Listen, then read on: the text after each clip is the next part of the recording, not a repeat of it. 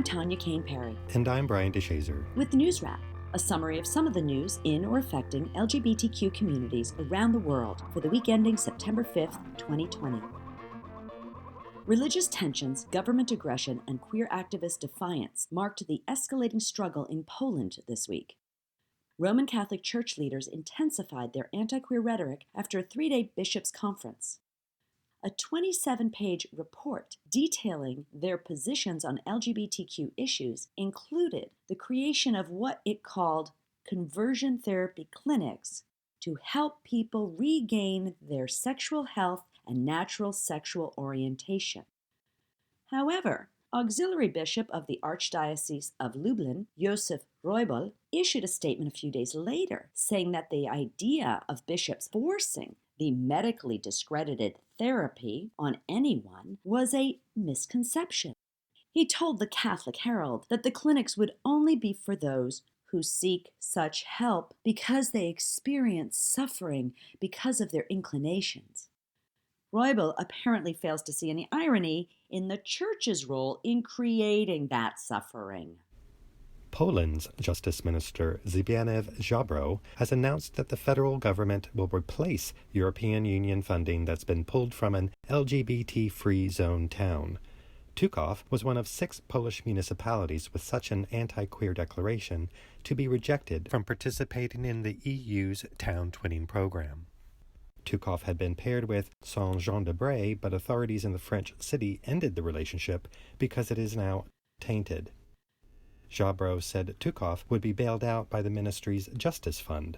He promised to reach out to any other municipalities that have also lost EU funding.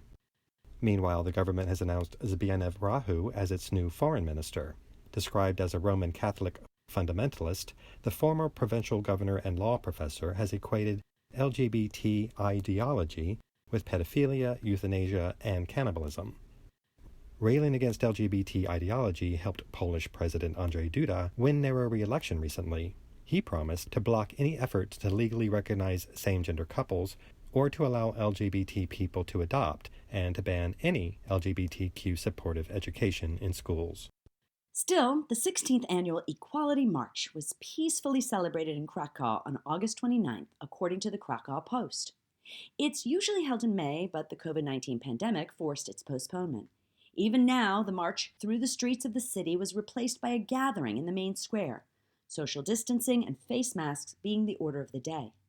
Thousands of LGBTQ people and their allies waved rainbow flags, banged drums, danced to music from a sound truck, and heard speeches by organizers and dignitaries.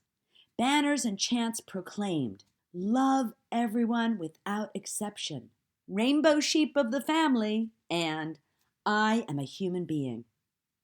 Participants and speakers also expressed support for the people of Belarus, who are currently trying to break free from the despotic President Alexander Lukashenko. Police cordoned off what the Post described as a small group of fascists who were protesting the equality event. An unidentified rally speaker addressed the protesters directly. "The more you hate us, the sooner we will win, because love will always win over hate." Dozens of people were detained by Jakarta police at what was identified as a gay party in the Indonesian capital city. 9 remain jailed for organizing the party. 47 other detainees were released. The August 29th event had been promoted on social media as a gathering of men to promote independence, according to the online news outlet Coconuts Jakarta. Invitations specified a registration fee, dress code, and prohibited attendees from bringing weapons or using drugs. Same-gender sex is not illegal in Indonesia on paper, except in Aceh. That Islamic-governed province enforces severe penalties for being caught having queer sex. The party organizers in Jakarta are being charged with facilitating an immoral activity under the country's vague anti-pornography laws. They could be fined and imprisoned for up to 15 years. The raid is part of a continuing pattern of abusive treatment of LGBTQ people in Indonesia. It's a technically secular Muslim-majority nation, but the repression often comes at the behest of religious authorities. Amnesty International has joined other global human rights groups in criticizing previous raids as violations of the human right to privacy, freedom of expression, and freedom of assembly and association. Amnesty spokesperson Usman Hamid says the latest raid has no legal justification. He argued such a gathering would pose no threat to anyone. In the U.S., another federal court has rejected the Trump administration's effort to overturn healthcare anti-discrimination protections for LGBTQ people. U.S. District Court Judge James E. Bosberg in Washington, D.C., issued a preliminary injunction blocking new rules issued by the Health and Human Services Department from taking effect. Their reinterpretation of the Affordable Care Act narrows the definition of sex discrimination and allows healthcare providers and insurance companies to refuse service to LGBTQ people based on religious belief. Bosberg issued the injunction on September 2nd. It's similar to a late August injunction from the U.S. District Court for the Eastern District of New York in a lawsuit brought by two transgender women. Both injunctions reference the Supreme Court's right to work ruling.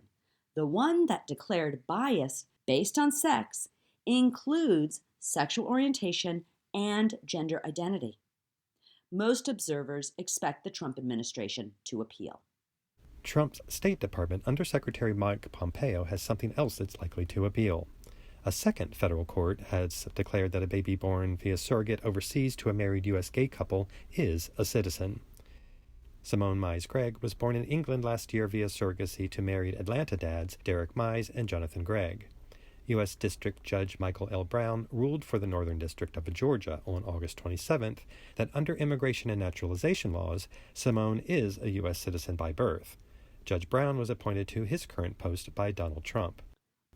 The decision echoes the August ruling of a federal judge in Maryland that the daughter of a gay couple born via surrogate in Canada is also a U.S. citizen. Even though the legally married gay couples in both the English and Canadian surrogacy cases are listed by those countries as the parents of their respective daughters, the U.S. State Department has argued that both babies were born out of wedlock. The department is already appealing the Canadian case ruling. A number of LGBTQ, foster care, and Native American groups have joined forces in another kind of lawsuit against the Trump administration. They're challenging the removal of Health and Human Services Department directives to keep track of tribal and LGBTQ youth placed in foster care. During the Obama era, foster care workers were to ask about the sexual orientation and tribal identity of children in the system. The rules were intended in part to facilitate U.S. law requiring Native American youth to be placed with relatives or fellow tribal members whenever possible. Specifically tracking the placement of queer youth helps the department monitor the outcomes of LGBTQ children in foster care, as well as children placed with rainbow families. The complaint against the effort to trump those rules was filed in San Francisco at the U.S. District Court of the Northern District of California on August 27th. Angel Gonzalez is the leader of Facing Foster Care in Alaska and is one of the plaintiffs in the lawsuit. She noted that Alaska Native, American Indian, and LGBTQ+ youth are overrepresented in child welfare systems across the country. Our brothers and sisters of foster care deserve to be counted so that the data can drive solutions and end the pipeline to homelessness, incarceration, and intergenerational trauma. Finally, Jacob Blake's trans cousin has stepped up into the Black Lives Matter movement and will not be deterred. Blake remains paralyzed from the waist down in a hospital after being shot in the back 7 times at close range by a Kenosha, Wisconsin police officer. It was one of the most recent high-profile cases of police violence against black men. Elliot Chavez spoke at a rally outside Seattle, Washington City Hall this week to condemn the unnecessary attack on his unarmed cousin, whom he has never met in person. Chavez introduced himself at the rally as a trans male living in the world today and talked about his reluctance to go public. He said, "Fear causes us to do scary things. Fear makes us throw bricks, hurt people, but that is not the answer. If you are scared, know that courage is the reason you will persist." Praise for Chavez dominated social media, but bigots also chimed in with transphobic, homophobic, and racist remarks, including death threats. Shavitz responded that, "We have a message that we're going to spread regardless of the hate that we're going to get." He urged other LGBTQ people who fear attending protests in person to use social media. Shavitz declared, "Spread the message that Black lives do matter, that Jacob Blake was shot 7 times in the back, and he deserves a voice." That's NewsWrap, global queer news with attitude, for the week ending September 5th, 2020. Follow the news in your area and around the world. An informed community is a strong community. NewsWrap is recording remotely during the COVID-19 emergency. It's written by Greg Gordon, edited by Lucia Chappelle, produced by Brian DeShazer, and brought to you by you. Help keep us in ears around the world at thiswayout.org, where you can also read the text of this newscast and much more. And you can listen to NewsWrap each week by subscribing to our This Way Out Radio YouTube channel. For This Way Out, I'm Brian DeShazer. Stay healthy. And I'm Tanya Kane Perry. Stay safe.